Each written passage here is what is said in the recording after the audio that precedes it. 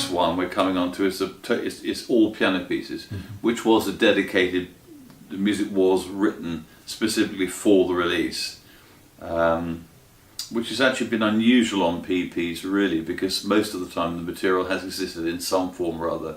A lot of the piano pieces that are on 5, 6 even, were from the past, but nearly all the piano pieces here I think were pretty much written new. So then we're back to a sort of dedicated CD. So hopefully there's a bit of contrast between the two.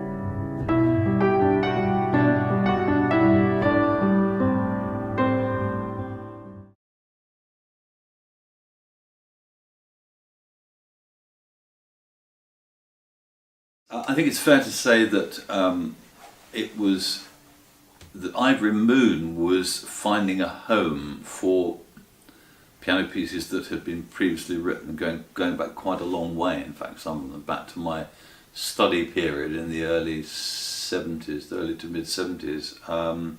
Rapids was new, though. I mean, I say new in the sense that it wasn't written absolutely then, but it was embryonic ideas that had been the year or two previously, so it was pretty much contemporary with the album.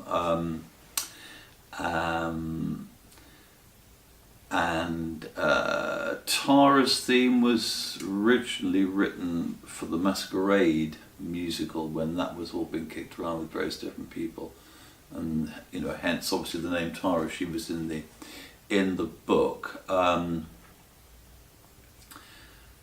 And Moonfall, in fact, also was a back. So we're talking then 79, in fact. So we're not talking quite so late, but again, it's 5 or 6 years back.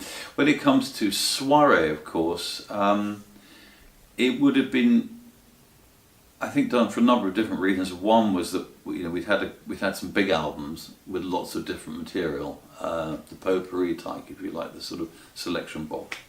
And probably I just felt as if I hadn't done much piano, and there was lots of bits, and so I think what I would have taken was material that would have been around in an embryonic form over the previous few years, and then just formulated it all. So it was new in the sense of in its finished state, but obviously I didn't sit down and say I'm now going to rewrite all these from total scratch. So some of it would have been drifted around. And of course, as you mentioned, creation goes right back to the Genesis days when I used to play the piano before I was taught in a very, very idiosyncratic style, with the right hand playing ploddy chords like that, not using my little finger most of the time.